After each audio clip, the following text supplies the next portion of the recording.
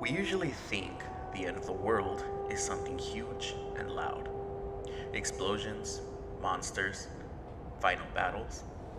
But sometimes the end of the world is quiet. Sometimes it's losing someone you love.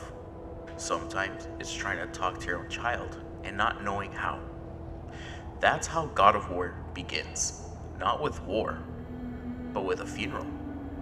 Kratos has spent his whole life breaking things. Now he has to raise a boy named Atreus in a world that's breaking too. The writer Susan Sontag once said that disaster stories help people deal with fear. We watch the world fall apart in movies so we can survive in it in our minds. In a way, God of War does that too. But instead of focusing only on big destruction, the game shows us how a father and son grow inside disaster. From the start, the world of God of War is cold, dark, and full of danger. Giants are gone, gods are angry. Prophecies say everything is heading toward Ragnarok, the end of all things. But Kratos' real problem isn't Ragnarok. It's learning how to speak to his son without anger. Hands up. Only fire! Only fire when I tell you to fire. I'm sorry. Do not be sorry. Be better. He doesn't know how to teach love, so he teaches survival. He doesn't know how to comfort, so he trains.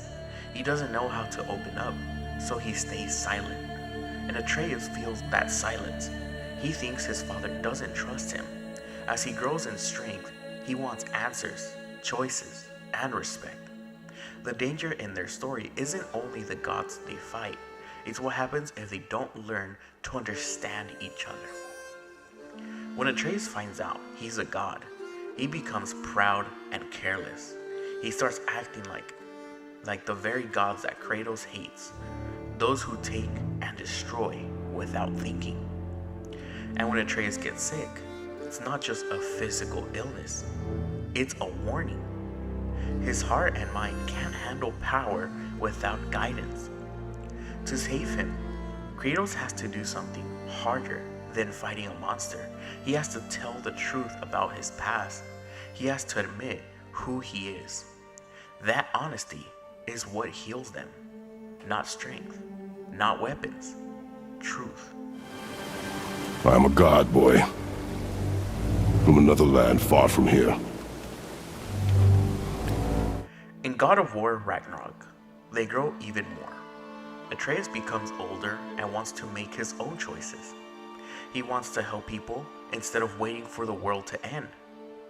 Kratos, once a man who solved every problem with violence, now tries peace first. He listens, he trusts, he thinks before swinging the axe. The biggest battles in Ragnarok are not just physical ones, they are emotional ones. Kratos tries to protect without controlling.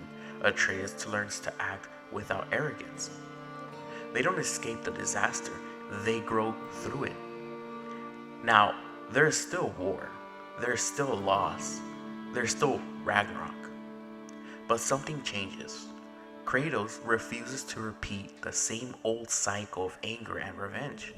I came to these lands to escape my past. To start a new life. I can hide no longer.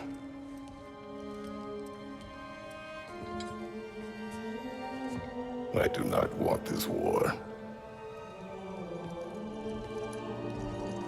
We have suffered enough. He chooses to spare when he once would have killed. Atreus chooses compassion when he easily could choose destruction. The world may still fall apart around them, but they don't fall apart with it. And that's the important lesson. Sometimes we can't stop the world from changing. Sometimes we can't stop disaster, but we can choose who we become through it. In the end, God of War gives us two powerful images. One, Atreus leaving to help others, and second, Kratos being seen not as a destroyer but as a protector. A father learning to love gently, a son learning to act wisely. Not perfect, not fearless, just better. And maybe that's what every disaster story is really about. Not the end of the world, but what kind of people we chose to be when it comes.